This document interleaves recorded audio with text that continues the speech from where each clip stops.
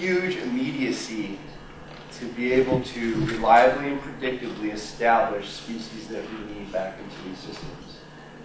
So just like Kim presented, what we are really interested in is moving towards a quantitative framework to actually improve our ability to do this. Now, let's give you a rundown. In the West, Congressional budget reporting, we're spending well over $100 million a year on these sort of treatments. One of the nice things that Dr. Shealy had led with other folks in this the seed reporting effort basically makes the case that we're looking at about a 5%, maybe 20% chance of actually having some of our invasive plant management and restoration treatments work in arid systems. So this is a huge problem. A lot of money spent, we're not very good at it, and we're certainly not quantitative. Just to give you guys an example, this is a states in transition model, which Kim referred to earlier, and you guys are probably mostly familiar with this. This is sort of the existing paradigm that a lot of land managers are organizing their information out systems, and it's very useful for that. The EVIPM model that we've looked at today is compatible with this. And in fact, most of the stuff that we're talking about in terms of understanding processes and mechanisms really fit well into this. I think what I want to do at this point, since it makes sense, we've spent about 7 hours developing the EVIPM model. And so the most logical thing right now is to totally abandon it, right? And move on to something different. So, Roger glared at me back there. But that's the most logical thing to do, so we're going to move forward with that. The basic idea here is that we're trying to develop a systems approach to restoration and invasive plant management. Now, both the EVIPM framework and states in transition models are very useful ways to have us organize our information and move forward. But we have to recognize the fact that both of these approaches are conceptual, just like the entire field of restoration ecology is conceptual. So while it improves our understanding of the systems and our ability, like Kim was mentioning, to make more probabilistic predictions, at the end of the day, we're still not putting things in unit values like Kim is trying to do with money. And I'm not very good with money, so I'm going to talk about things in terms of seedlings, because that's sort of the unit of currency that I'm going to work in. What we're basically proposing here is fairly analogous to what Kim presented, where we're trying to develop models that allow some sort of sensitivity analysis to ask the questions, where's the most important area that we can input management, and what kind of return are we going to get on that in terms of number of seedlings? So instead of dollars, it'll be seedlings. So this is a lot of boxes and arrows, and it's a little bit hard to digest, but I just want to work you through the major components of this and not have you guys get bogged down in any of the specifics. There's really 3 layers to this model. The first layer is a generalized population life cycle of a plant. It can represent any plant. The idea is that our vegetation changes that we're trying to manage occur at the population level.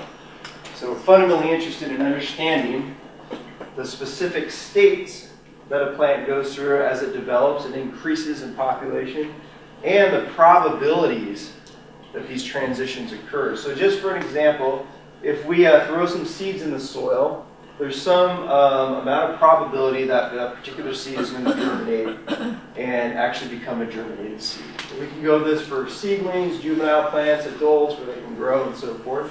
So that's the core of the model. That gives us our population growth, sort of our unit of currency.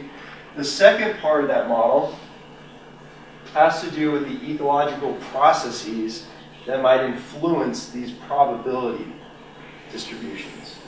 So, example, if we decide that germination is a major problem in getting our native species back into systems, then we can ask the next logical questions. Well, what sort of ecological conditions or processes influence this transition? Now, once we've identified that, or we have some candidate ideas, we can then ask, well, do we have appropriate management tools to alter this process or conditions, or do we need to start being creative and think of other things that we need to do? So does that make sense? That's really what we're trying to do. It's trying to put some numbers behind things and move things to a quantitative level. Just to give you guys a big picture idea, so none of this actually, I sort of said I was going to deconstruct EBIPM, and I'm not, so Roger came back in the room. I appreciate that. The idea is that any of these conceptual models, where we're looking at state changes, we can simply add this quantitative predictive tool into these arrows. So EBIPM is a great tool. It's conceptual. Now we're trying to move this forward to now. So I call this EBIPM 2.0. Roger said I should do it EBIPM 1.025 because it was such a marginal increase. But I'm going to give myself a full unit increase. And all we're trying to do is evaluate the relative importance of processes in a quantitative way and look for new tools and strategies that are able to help us do things better on the landscape. And ultimately, for you guys that are ultimately trying to make changes on the ground, we want these to be predictable and repeatable to some reasonable degree. So what I'm going to do is just run through, try not to burn out my time too much, a very quick rundown of where we've gone so far. And we are parameterizing this and sort of informing this model for a particular system, so the Great Basin. This idea transcends rangeland science. We can apply this and develop this anywhere, it doesn't really matter. But we do need data, and it is data intensive. But just to give you guys, anybody know where this model came from? You guys recognize this paper? So it's from Barbara Allen Diaz and James Bartolome. So this is from the Vail project, right? So $10 million, 10 years, and 30 years of data. So just like these states and transitions are extremely data intensive, this is data intensive. We're not really changing that, but it is reasonable to propose that. So what I'm going to do real quick is take you through a couple of these major parts of the cycle to show you kind of the thought process and where we've headed. So the first part of the cycle, again, is to understand some of the population dynamics that are going on when we seed. And we're going to be looking at bunch grasses here. So we've made demographic measurements on crested wheatgrass, blue bunch, and squirreltail over a number of years, 3 or 4 years, and we've looked at different parts of their life cycle, and we've tried to fill in that inner portion of the grants. So we've measured things like germination, emergence, juvenile survival, adult survival to look at probabilities.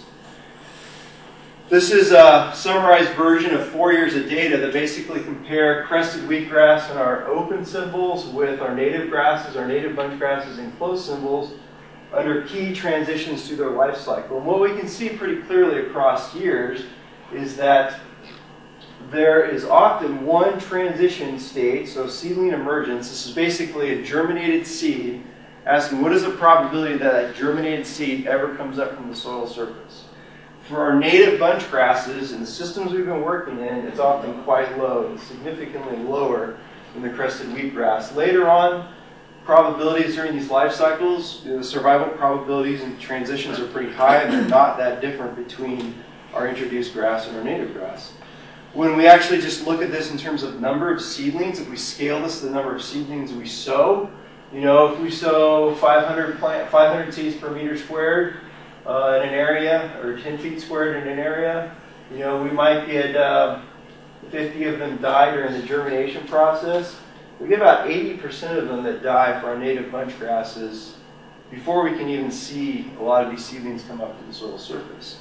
So if we fill in this inner portion of the model, what it's telling us so far is that this area right here is a pretty large limiting step for getting native plants back in our system. And in fact, this step here is what differentiates crested wheatgrass many times from the natives that we sow. So it's also really reinforces that idea. So then the next step after that, and we're in sort of stages of testing this on broader ecological scales. I'm not going to drag you through that, but we're intensively developing this model for the Great Basin. We can then ask the question, if we've identified this as a particular important area to look at, limiting the number of seedlings, what sort of ecological conditions or processes might be influencing that. So if you're a seed that is germinated, remember we're talking about germinated seeds, successfully germinated, but they're failing to emerge from the soil surface. There's a lot of things that like to damage seeds and germinated seeds. We have things like Pythium and Fusarium that like to eat you once you've germinated. We also know that our rangelands environments are fairly harsh. We have multiple freeze-thaw cycles and wet-dry cycles that can be very damaging to a germinated seed. So to really address this, we need to do some experimental manipulations where we try to manipulate supposed factors and look at their responses. So just like Kim was showing the decision making that you can make and what that means from doing nothing, we can say, well, if these processes are higher here and lower here, do we actually get that return on number of seedlings? So we did a series of experiments where we manipulated disturbances to change the soil physical properties. We actually manipulated snow levels that jointly change both the wet-dry cycles and the freeze-thaw cycles and just really make a more stressful environment. We also applied fungicides, Pythium and Fusarium. We did this on blue bunch and cheatgrass at our research area. This is just quickly what the plots look like. And here's a rundown of the seedling response data. So this is cheatgrass on these bars. This is blue bunch on these bars. We have plots where we left the snow on and plots where we scraped most of the snow off. And in the dark bars are plots that were left undisturbed, and the light bars were plots that were disturbed. And what we see for both of these species is a very strong interaction between these disturbance regimes and snow level. So for example, if we look at our native blue bunch here, when we have snow on the plots in winter, disturbance didn't do anything. So the physical process or the physical characteristics we changed with disturbance didn't matter. When we remove the snow, though, we actually get a significant decrease in the number of seedlings. I'm not going to show you all the data, but there's also very strong interactions with the fungi that like to eat the seeds in these minus snow treatments. So when our abiotic stresses go up, they get eaten more, and there's less seedlings. So we have evidence now that both these environmental conditions during winter and pathogens like Fusarium are really killing a lot of our seedlings. And this is actually true for both cheatgrass and our blue bunch here. So just to wrap things up and bring you back to where we were in the model, what we did so far is collectively show pretty strong evidence that this is a major bottleneck limiting seedling establishment. We have evidence that there's at least 2 processes going on here. Now what we're trying to do is actually figure out how to manage these processes. There's Matt Madsen at our unit is a real sharp genius with seed coatings and things like that. He's trying to mitigate some of these processes with his seed coating technology. Stuart, who is a genius with some of this environmental data, is actually trying to use that environmental data to better inform what's going on here. So the only main point I'm trying to make here is that, you know, we've identified some important problems, and now we're actually trying to develop tools that don't even really exist right now. But we're doing it based on the rationalization that we can show, just like Kim did, a very strong economic return by putting our energy here. So instead of randomly saying we like a particular tool, which is what EBIPM is trying to totally abandon within itself, we're putting some specific numbers about tools that we should be developing and how they should be applied. So that's all I really have. The major take-home message, though, is like EBIPM is a very critical stepping stone for starting to organize our understanding of ecology. And now what we're jointly trying to do is become more quantitative with that. And that's a lot more work, like Kim was. But it's also critically important. So that's really kind of where we're headed. I think that's it.